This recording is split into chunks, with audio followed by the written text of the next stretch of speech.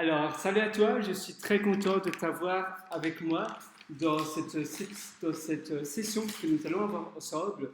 Je ne sais pas si tu vas manger quelque chose avec moi, mais pour ma part, eh bien, je vais manger gusmas y gomas, un burrito que je me suis acheté juste avant qu'on démarre cette session ensemble.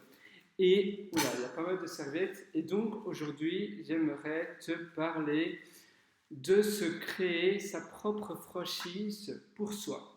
Ça veut dire sa franchise, eh bien, pour son propre branding, pour son propre caractère. Par exemple, tu as envie de te démarquer plus facilement, tu as vraiment envie de montrer plus ou moins qui tu es et tu as envie, voilà, je sais pas, tu crées peut-être des produits d'information, tu vas peut-être bientôt lancer un livre ou une formation, même une formation sur Udemy, tu ne sais pas trop te marketer, tu ne sais pas trop comment tu peux te démarquer. Eh bien, tu vas te créer un caractère autour d'images, d'un thème bien spécifique. Ça peut être le thème, oui, c'est un thème niché de préférence. Par exemple, un thème, si tu adores le café, eh bien, tu peux tout faire en sorte, même si tu ne parles pas de café, mais que tu adores le café, tu peux avoir comme thème toujours le café. Tu peux avoir eh bien, une machine à café derrière toi. Tu peux par exemple toujours boire du café en, en enseignant ce que tu veux enseigner. Quand tu crées justement ton produit d'information, eh bien, tu vas boire un café. Tu vas peut-être un peu avant de créer, de commencer dans le cours, dans le sujet. Eh bien, d'abord, tu vas peut-être parler du café, de l'histoire sur le café, que ce café-là peut-être vient du Kenya ou bien d'Équateur. Et puis après, tu vas commencer vraiment le sujet de quoi tu veux parler. Mais avant cela, eh bien, tu vas parler simplement peut-être de ta passion sur le café. Et à chaque fois, tu vas peut-être raconter une petite histoire sur le café, ce que tu es en train de boire. Par exemple, moi, tu vois ici, je suis en train de manger un burrito et finalement, je pèle plus ou moins l'emballage de mon burrito comme une banane. C'est assez amusant, tu vois. Euh, Attends, je vais essayer d'enlever cela. Donc oui, donc c'est vraiment, le but c'est vraiment de se créer une image, de se créer un branding. Et quand je parle de franchise, on va voir cela plus en détail après, par la suite, mais la franchise c'est vraiment se multiplier, c'est essayer de scaler, de scaler. Donc scaler c'est simplement, pour que ça scale, c'est un mot anglophone qui veut dire que au plus tu as, voilà, ça va pas être plus difficile. Euh, Ton activité ne va pas être plus difficile même si tu veux te multiplier un peu partout. Donc tu vas pouvoir créer finalement plein de mini-niches, plein de mini-thèmes, mais vu que ton thème spécifique aura été construit d'une manière, d'une franchise, eh bien, ça ne sera pas plus dur pour toi. Et c'est vraiment cela qu'on va essayer de faire ensemble. Mais d'abord et avant tout, donc revenons à nos petits moutons et essaye, voilà, on va donc revenir à nos moutons et on va parler de thèmes et comment inspirer les gens, comment inspirer eh bien, ta passion, comment tu peux justement partager ta passion d'une manière différente, d'une manière originale avec eh bien, ton audience en transformant pas nécessairement le cadre, évidemment, bien évidemment, ça peut être le cadre, mais ça peut aussi être la manière dont tu apprends les choses.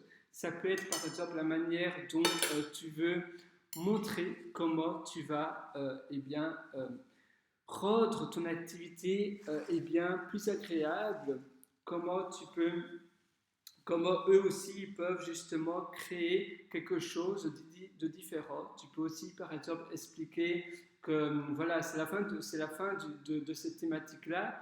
Le nouveau monde est là-bas et toi, tu es déjà dans ce nouveau monde et eux, pour réussir, eh bien, ils doivent justement plus ou moins copier ou suivre ta méthodologie pour justement rentrer dans ce nouveau monde. Tu peux plus ou moins, peut-être, par exemple, expliquer des secrets ou bien partager des choses qui paraissent évidemment inédites, même si elles ne le sont pas.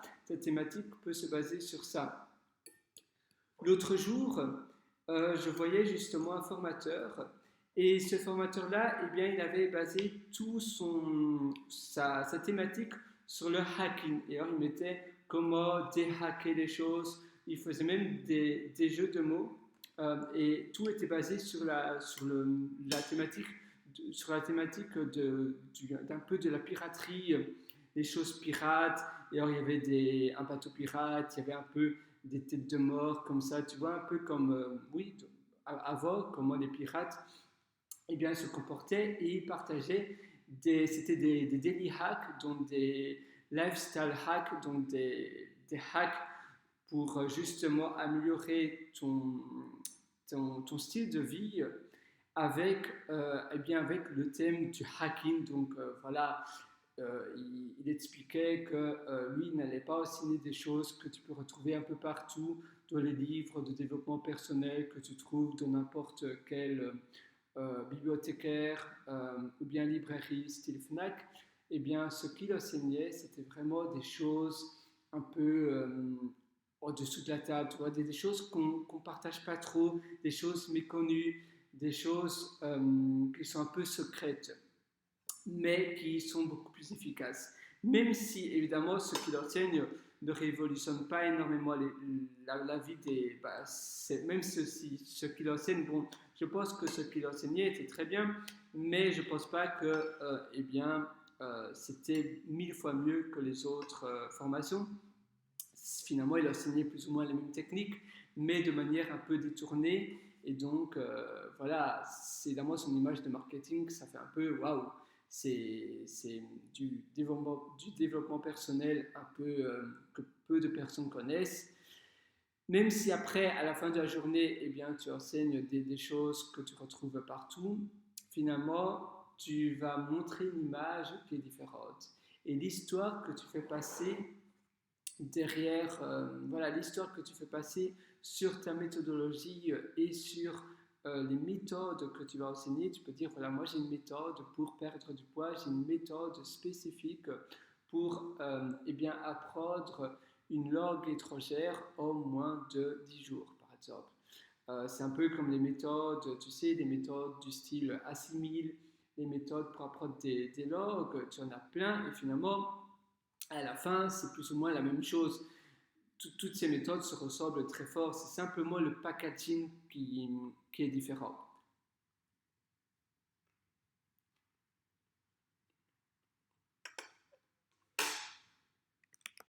Tu vois, même si toi, au final, tu fais la même chose, ça va fonctionner très très bien parce que ton packaging va vraiment te différencier. Et les méthodes de l'orgue sont vraiment super inspirantes parce qu'ils utilisent exactement la même méthode, mais pour plein de langues différentes. Donc, ils multiplient leur activité un peu comme la manière dont on scale eh bien, une application web. Ils multiplient leur activité. Ils se basent toujours sur la même méthode. Je parlais de la méthode Assimil, mais il y en a plein d'autres. Il y a la méthode Robert, ou la méthode... il y a une méthode aussi qui a été créée il y a un petit temps par un Allemand. Et finalement, toutes ces méthodes sont très similaires. Si tu vas dans des cours eh bien, de langue étrangère, ils vont tous se dire, voilà, ils vont te dire, ah, nous, chez nous, on se base sur cette méthode de langue-là, elle fonctionne très bien, elle fonctionne mieux que les autres, et finalement, ils se ressemblent tous, mais ils utilisent alors les livres de cette méthode-là. Il y a des méthodes où c'est simplement pratiquer, pratiquer, pratiquer. Il y a des méthodes où c'est vraiment très oral. Il y a d'autres méthodes où c'est beaucoup plus basé sur la grammaire. Et finalement, c'est un peu ce que toi tu vas faire, c'est créer une méthode et après ta franchise, ça va être finalement le nom. Voilà, directement les personnes vont te reconnaître rien que par la manière dont tu vas enseigner les choses et par la manière dont tu vas écrire aussi, parce que la manière dont tu écris, dont tu crées tes vidéos, vont être, voilà, ça va être une manière très cohérente et très... Tu vois, c'est finalement en publiant des contenus cohérents sous une thématique spécifique, eh bien, tu vas te distinguer vraiment de la masse parce que ça va être vraiment, ça va être vraiment marquant et bien évidemment, tout le monde va se dire, ah oui, ça c'est la méthode A ou B ou C, la méthode de Tom, la méthode d'Amélie, la méthode de Romain. Tu vas vraiment avoir un ADN, une marque spécifique. Et les personnes vont te suivre vraiment pour ça. Les personnes vont vraiment te suivre pour ta méthodologie, pour justement la qualité de la manière dont tu enseignes et pour vraiment le feeling que les personnes ont avec toi et avec cette méthode. Je vais maintenant te montrer quelques exemples sur mon écran de méthodologie. Je te parlais des méthodologies de log et c'est vraiment de ça qu'on va voir maintenant. Alors voilà, maintenant je vais te montrer les différentes méthodologies que toi aussi tu peux appliquer. Ici, en l'occurrence, Michel Thomas, sa méthode, justement, auparavant, quand je te parlais des méthodologies, je t'avais parlé de Robert quelque chose, et en réalité, il s'agissait bien de Michel Thomas, sa fameuse méthode, et en réalité, c'est pas vraiment une méthode si révolutionnaire que cela, c'est simplement la pratique surtout sur, la pratique surtout sur la pratique de la langue, donc parler, parler, parler, et pas trop sur la grammaire. C'est vraiment, voilà, on pratique une langue comme si on était vraiment en immersion. Et ça, c'est finalement la base de sa méthodologie. Parler, parler, parler, et reparler, reapprendre, faire des fautes, etc. Mais il y en a plein d'autres. Voilà, j'en ai trouvé plein d'autres. Tu as aussi Language Hacking, c'est une méthode plus récente et qui est justement basée sur les hacks pour apprendre une langue. On parlait, voilà, je te parlais justement d'une méthode de hacking pour le développement personnel. Et bien ici, c'est sur les langues. Et finalement, tous ces livres, principalement, d'ailleurs tous ces livres, sont basés sur cette méthode-là. Et justement, son slogan, c'est simplement qu'on ne devrait pas apprendre une langue en 1 an, en 2 ans, en 3 ans. Il y a simplement, voilà, on devrait apprendre une langue beaucoup plus rapidement en utilisant, entre autres, eh bien, la règle des 80-20, donc les 20% qui te permet eh bien, d'apprendre les 80% d'une conversation dans une langue étrangère. Et c'est vraiment ça qu'il enseigne. C'est simplement tous les hacks pour apprendre une langue beaucoup plus rapidement et plus facilement. Tu as aussi la méthode ici, j'en ai trouvé plein, tu vois, et finalement, c'est un peu pareil dans les régimes. Dans les régimes, eh bien, tu as plein de méthodes pour perdre du poids. Et c'est similaire, finalement, au final, eh bien, toutes ces méthodes se ressemblent, il n'y en a pas qui sont moins bonnes que d'autres. Oui, évidemment, il y en a des qui sont peut-être pas aussi bonnes, mais au final, le résultat est plus ou moins similaire. Par contre, ils essaient de se démarquer vraiment en packageant eh bien, ce qu'ils enseignent sous une méthode. Et la méthode, c'est finalement un motto, c'est un peu comme un emballage.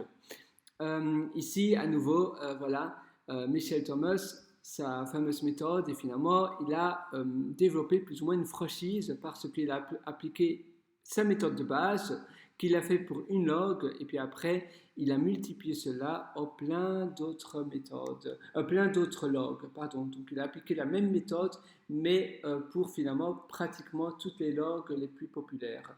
Tu as finalement aussi la méthode super connue Assimil, qui est française. Ils ont commencé avec la langue anglaise et puis après, ils se sont multipliés en plein d'autres langues. Tu as certainement déjà acheté ou feuilleté eh bien, un des livres Assimil. Cette méthode est très répandue, surtout en France. Et finalement, la méthode est bonne, elle n'est pas mauvaise, mais c'est surtout voilà, les personnes qui sont habituées à cette méthode-là, directement, s'ils veulent apprendre une autre langue, ils vont directement acheter Assimil pour l'espagnol, pour l'italien, pour l'allemand. Et ils ne vont même pas aller voir la concurrence. Et toi, tu vas essayer de faire pareil, parce que les personnes vont finalement adopter ta méthode ou ta manière dont tu perçois et tu partages les choses. Et c'est la même chose pour les applications. Tu as maintenant des méthodes un peu style Busuu, Duolingo et les autres. Et ou bien Stone, tu as une méthode jaune, je ne sais même plus du nom, euh, et c'est vraiment similaire.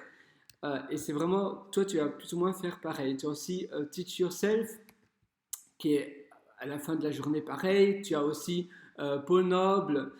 Il y a aussi plein de livres sur l'apprentissage du NOG. Il a aussi certainement commencé avec peut-être l'allemand. Et puis après, il s'est multiplié, il a appliqué, il a repackagé eh bien, la même méthode, mais pour apprendre une autre langue. Et nous, justement, avec ton style, avec notre style de franchise, sur notre marque, sur notre branding, eh bien, on va faire exactement la même chose. On va finalement se concevoir une méthode et après, on va l'étendre et on va plus ou moins expand, oui, étendre et multiplier cette méthode pour plein d'autres choses. Peut-être que tu vas parler de cuisine ou bien d'outillage, de jardin, ou même peut-être comment concevoir des habits. Et après, tu vas réutiliser la même méthode, le même packaging, mais pour autre chose. Comment faire du café. Ou bien, comme je te disais, peut-être c'est simplement le thème. Si tu adores le café, et même si tu n'enseignes pas le café, tu enseignes comment toiletter des chats, eh bien, tu pourrais toujours avoir le même thème derrière toi, en buvant un café, en mangeant un burrito, comme ce que je suis en train de faire, etc., etc. Alors, comment faire cela? Eh bien, tu dois tout simplement être toi-même. Tu dois être assez charismatique. Tu dois finalement dégager une certaine unicité, j'ai envie de dire, une certaine ADN. Et tu ne dois pas essayer d'être monsieur, madame, tout le monde et de ressembler à finalement du yaourt, à ressembler à finalement un peu n'importe quoi. C'est vraiment important que tu restes toi-même. Tu dois vraiment essayer de te différencier. N'essaye pas justement de t'effacer et de faire un peu comme monsieur, madame, tout le monde. N'essaie pas d'aller non plus voir d'autres personnes sur des plateformes de vidéo, d'autres influenceurs et de faire un peu pareil comme eux. Parce que, évidemment, c'est normal qu'on commence, et bien qu'on veut se marketer, on a parfois tendance à un peu copier chez les autres parce qu'on ne sait pas trop comment faire et donc on va essayer de trouver de l'inspiration chez les autres. Mais en réalité, tu dois vraiment faire les choses bien, mais uniques et pas essayer de reprendre des choses chez les autres parce que sinon ça ne va pas te refléter toi, ça ne va pas être toi. Et c'est finalement plus ou moins pareil quand quand tu as ton premier regard, ton premier date avec quelqu'un, ton premier rendez-vous, eh bien, si tu as envie de plaire à la personne et de tout faire pour que la personne eh bien, t'apprécie, par exemple, la personne adore les voitures, même si tu détestes les voitures, tu vas dire, ah oui, moi aussi, j'adore les voitures. Et puis, la personne que tu veux séduire adore la cuisine et tu dis, ah oui, moi aussi, je cuisine tous les soirs, etc. Et en réalité, c'est faux. Eh bien après, à un moment donné, ça va être la catastrophe. Non, reste toi-même. Voilà, si vous n'aimez pas les mêmes choses, eh bien c'est comme ça et peut-être que cette personne-là finalement n'est pas pour toi. Et toi, c'est pareil pour tes clients, tu ne dois pas justement essayer de plaire à tout le monde.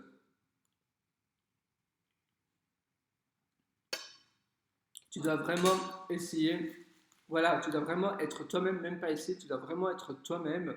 Et si ça ne plaît pas à certaines personnes, eh bien tant mieux parce que justement, tu ne veux pas tout le monde. Et ça va d'ailleurs, eh bien, cibler et écarter les personnes qui ne t'aiment pas trop. Et les haters, les personnes qui critiquent, tu sais, un peu les styles de trolls, ceux qui vont toujours mettre des commentaires méchants mais qui ne vont jamais rien acheter, eh bien, ignore simplement. Aussi simple que ça.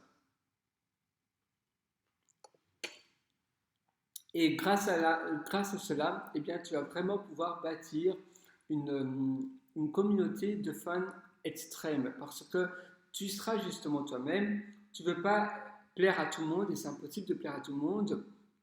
Personne adhère à quelqu'un qui finalement dit voilà, ça ne regarde que moi, mais je pense que non, dis ton avis haut et fort, c'est tout. Et quand tu crées finalement tes contenus, quand tu t'habilles, etc., eh bien, essaye de penser finalement à un avatar, à un persona, à un client qui finalement sera ton acheteur numéro un. Mais évidemment, un client qui reflète les mêmes valeurs que toi. Et en faisant cela, eh bien, tu vas vraiment créer tous tes produits, tout ce que tu fais en te basant sur une personne qui est finalement la personne peut-être imaginaire, mais c'est bien finalement de te baser sur un type de client spécifique que tu verrais bien, voilà, tu verrais bien cette personne-là acheter des choses chez toi. Ça peut être un ami, ça peut être un pote, mais encore mieux, peut-être un personnage d'une série télévisée, parce que souvent, ces caractères-là sont beaucoup plus, finalement, sont beaucoup plus charismatiques, sont beaucoup plus caricaturales, parce que quand le directeur, voilà, quand un cinéaste essaie de créer une série, justement, les caractères sont souvent assez nuancés. Essaie de t'imaginer des séries comme How I Met Your Mother, même Lost ou bien Friends, et bien tous les acteurs principaux sont finalement assez extrêmes. Ils n'ont pas peur de dire ce qu'ils pensent et ils ont tous finalement leurs faiblesses et leurs qualités. Pense un peu à Barney de How I Met Your Mother. Eh bien, essaie de penser à un avatar comme cela pour l'avatar de ta marque. Si tu n'es pas encore sûr de bien savoir ce que c'est un avatar, je vais te montrer là directement sur mon écran. Voilà, tu vois un avatar, un persona en marketing, eh bien c'est un caractère fictif, le plus souvent fictif, mais pas nécessairement en réalité, à qui finalement tu attribues toutes les caractéristiques du type du client idéal pour un business donné. Donc, à nouveau, un persona peut donc avoir eh bien, son propre nom, donc tu peux lui attribuer un nom, un prénom, un genre, féminin, masculin ou autre, et des particularités démographiques, sociales, psychologiques, ça peut être aussi religion, etc., une éducation ou un background différent. Ici, sur mon site d'ailleurs, Pierre Writer, eh bien, j'ai aussi écrit un article et un avatar, justement, je te mettais que c'est bien de vraiment savoir et de vraiment s'imaginer quelle réaction eh bien, ton client idéal aurait. Et aussi donner un âge, une profession, un milieu social, des origines, des peurs peut-être, dans quoi il est super doué ou elle est super douée, des désirs. Tu pourrais aussi avoir un avatar féminin et masculin. Donc voilà, une qui s'appelle Martine et l'autre qui s'appelle Daniel. Des désirs, des convictions, des croyances, des hobbies éventuellement et de préférence dans ce que tu fais. De la nourriture, ses plats préférés, ses couleurs préférées, si cet avatar-là est marié ou non, si l'avatar, donc le persona, est célibataire ou bien a des enfants ou bien peut-être adore la chaleur, adore les vacances, à nouveau parler des hobbies et des passions. Et c'est vraiment important que tu crées, que tu modèles finalement cet avatar. Tu vois, là aussi, je parlais de How I Met Your Mother et c'est bien parce qu'en réalité, dans ces séries-là, ils ont beaucoup eh bien, de traits assez singuliers. Et là, je mettais, beaucoup d'entre eux ont un trait de caractère, en effet, qui se distingue bien. Donc, tu dois essayer vraiment de penser et de développer ton avatar pour ton produit. Donc, c'est vraiment l'utilisateur idéal. On parle aussi d'ailleurs de carte d'empathie qui représente la cible parfaite pour ton produit. Alors, j'espère que maintenant ça t'a permis de mieux visualiser ce que c'est un avatar et essaye vraiment d'écrire finalement tout cela sur peut-être un cahier. D'ailleurs, voilà un petit cahier comme cela. Ça pourrait être, et tu essaies d'écrire cela, ou bien sur un document avec Pages ou Word ou bien Google Doc. qui va te permettre d'avoir toutes les caractéristiques. Tu pourrais après imprimer cette feuille, l'encadrer, même ça peut même être une feuille un peu cartonnée, c'est encore mieux, et aussi éventuellement avoir une photo de cet avatar. Ça peut même être un ami, si c'est un personnage d'une série télévisée, eh bien imprime même sa photo, et quand tu crées des produits, des contenus, quand tu écris une page de vote, tu vas toujours penser à cette personne. Et grâce à cela, tu vas pouvoir multiplier tout ce que tu crées avec la même méthodologie.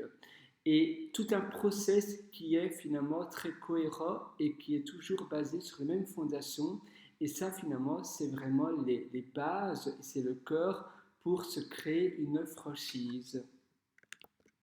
Alors, après cela, eh bien, après avoir fait tout ça, tu peux aussi, si tu as un site web, si tu as déjà un site web ou bien des comptes sur les réseaux sociaux ou peut-être une chaîne sur une plateforme de vidéo, tu peux changer eh bien, les chartes graphiques, la manière dont tu communiques, la manière dont tu te représentes, basée sur tout ce qu'on a construit ensemble. Donc voilà, ça doit avoir un thème bien précis. Si possible d'ailleurs aussi un slogan, tu peux avoir un slogan et vraiment définir ce que tu vas dégager et ce que tu vas partager avec les autres. Et voilà, tu peux aussi penser vraiment à cet avatar que tu t'es créé maintenant et en écrivant tout ce que tu fais, en produisant toutes les vidéos que tu vas produire, toujours pense à cet avatar, pense à cette manière dont tu vas concevoir les choses. Alors maintenant, tu vas certainement te demander par où commencer et comment tu peux booster ta vie en général, ton marketing et la manière dont tu vas développer ton activité, ta présence et même avec tes amis, même si tu n'es pas freelance, même si tu n'es pas un influenceur, même si tu es simplement employé, eh bien c'est super important finalement d'avoir une singularité assez forte, de développer finalement un charisme et une différence, se différencier, là, je n'arrive plus à parler, tu vois, et finalement c'est ok de faire des fautes, se différencier c'est assez, même très important, quand je dis assez, je suis assez gentil, mais c'est très différent, c'est très important, parce que tu vas pouvoir vraiment être unique et les personnes vont savoir qui tu es. Nul ne veut être comme tout le monde. Et toi, c'est vraiment ton but. C'est vraiment être toi avec ton nom, avec ce que tu fais, etc.